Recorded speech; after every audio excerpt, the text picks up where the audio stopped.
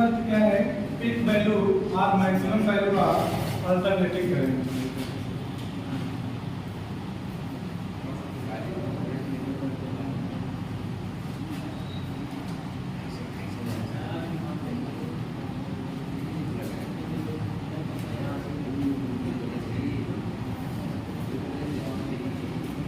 Value और maximum value of alternating current कितना होगा।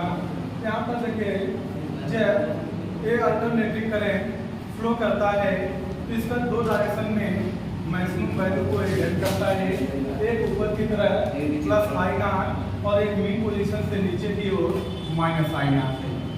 और इसी को हम लोग क्या बोलते हैं, ऑसिलेशन में आपने स्टडी किया हुआ होगा कि मीन पोजीशन से आइदर डायरेक्शन में, मीन पोजीशन से किसी भी डायरेक्शन में जो मैक्सिमम डिस्प्लेसमेंट होता है उसी को हम एम्पलीट्यूड बोलते हैं।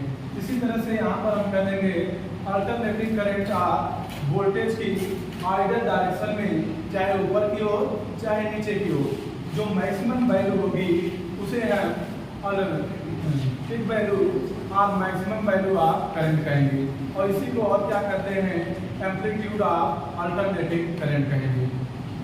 ठीक है, तो पीक वैल्यू और मैक्सिमम वैल्यू ऑफ करंट क्या होता है, अल्टरनेटिंग करंट का आइदर डायरेक्शन में जो मैक्सिमम वैल्यू होता है, या कह सकते हो जो मैक्सिमम डिस्प्लेसमेंट होता है, उसी को हम एम्पलीट्यूड ऑफ अल्टरनेटिंग करंट या फिर peak value of alternating current या फिर maximum value of alternating current कहते हैं। और इसको किससे रिप्रेजेंट किया गया है, आई नॉट से रिप्रेजेंट किया गया है। और अगर हम अल्टरनेटिंग वोल्टेज की बात करें तब के केस में यहाँ पर देखिए आई नॉट की प्लेस पर ई नॉट राइट कर देंगे और यहाँ पर कितना हो जाएगा, माइनस ई नॉट। ये क्या हो जाएगा, maximum value of alternating voltage हो जाएगा। कोई डाउट है यहाँ पर? इस तरह से आप कर सकते हो, the maximum value of alternating current और voltage in either direction from mean position is known as amplitude of maximum value or peak value or maximum value of AC। ठीक, यहाँ तक कोई डाउट? और नेक्स्ट क्या है, टाइम पीरियड।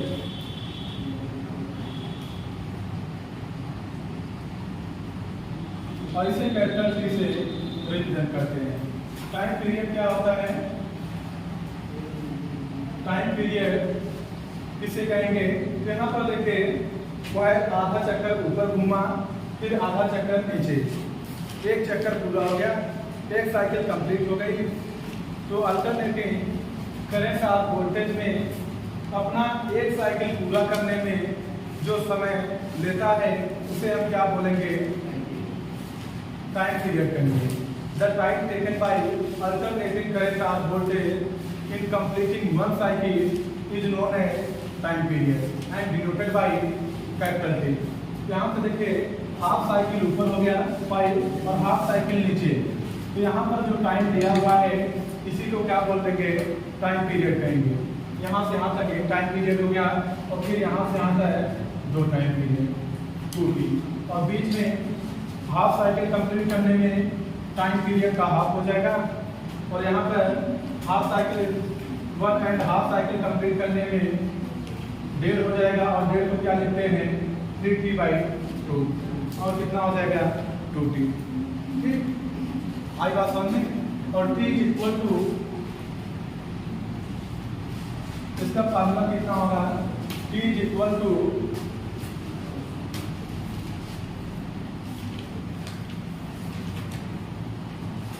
वन साइकिल जब complete करता है तो कितना फेज चलता है, कितना एंगल रिवॉल्व करता है, 2 पाई, और किस वेलोसिटी से रिवॉल्व करता है, एंगुलर वेलोसिटी ओमेगा से।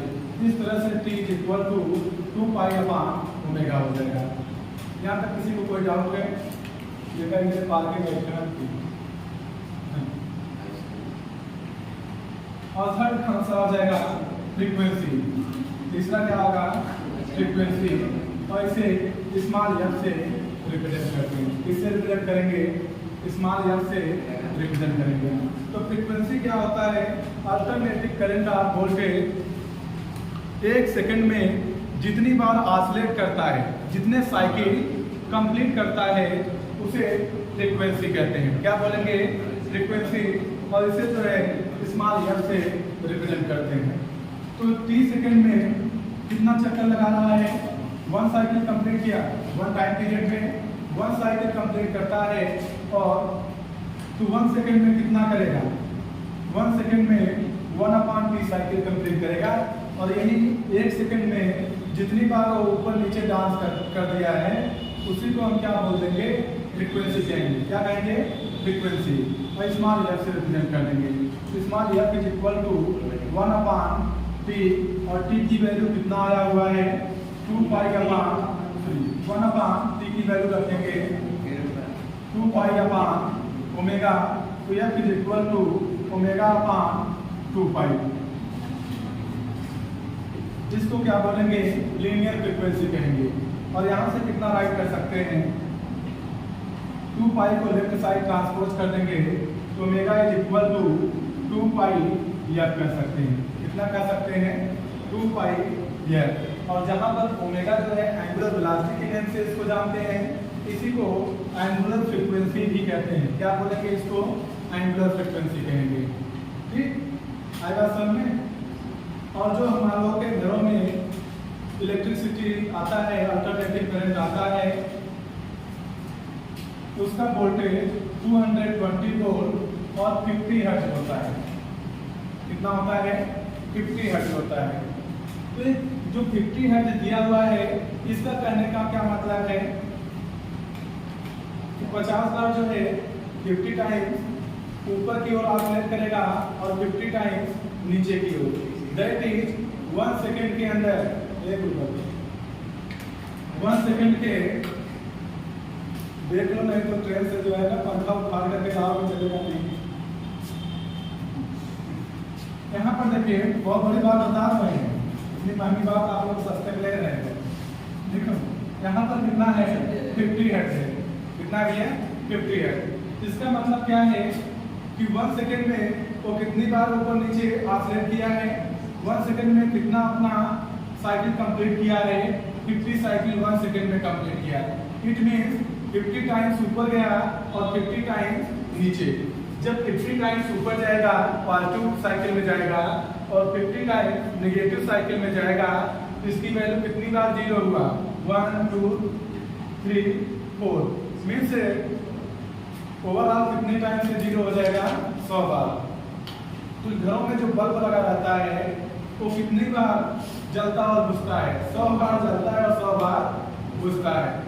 लेकिन फिर भी हमको दिखता है कि नहीं लगातार जल रहा है। क्यों ऐसा होता है, क्योंकि जो हमारा परसिस्टेंट साइज है वो कितना है, 1/10 सेकेंड होता है। अगर 1/10 सेकेंड से भी कम समय में कोई घटना घट रही है उसको हम देख नहीं पाएंगे। अगर 1/10 सेकेंड दैट मींस 0.1 सेकेंड के अंदर अगर कोई घटना घट रही है तो हम देख नहीं पाएंगे। और ये जो है बहुत इसके कंपेरिजन में देखा जाए तो काफी हाई है, 0.2 है। मतलब भाई में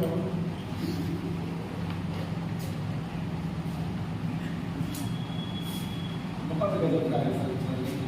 आगे समझ में, जो घर में बल्ब लगा रहता है वो कितने बार 100 बार जलता है और बुझता है, लेकिन परसिस्टेंस ऑफ आइस के कारण वो हमको दिखता नहीं है।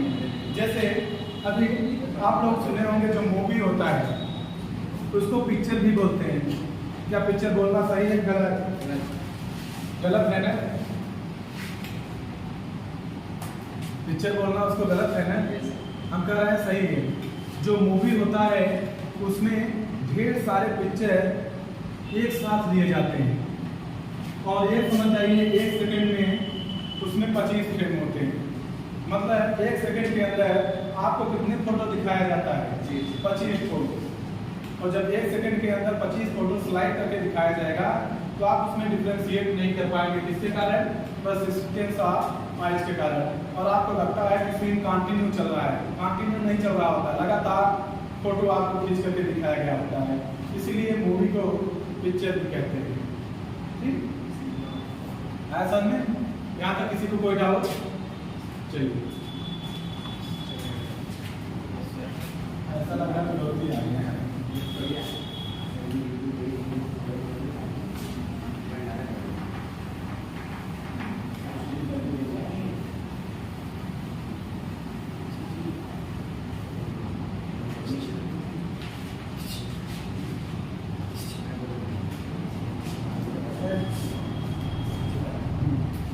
तभी देखिए यहाँ पर जो ऊपर की ओर साइकिल है ये पॉजिटिव वाई एक्सिस के डायरेक्शन में है, इसको हम क्या बोलेंगे? पॉजिटिव हाफ साइकिल बोलेंगे। जो ऊपर की ओर आधा चक्र दिख रहा है आपको, इसको हम पॉजिटिव हाफ साइकिल कहेंगे, और जो नीचे की ओर हाफ साइकिल दिख रहा है इसको नेगेटिव हाफ साइकिल कहेंगे।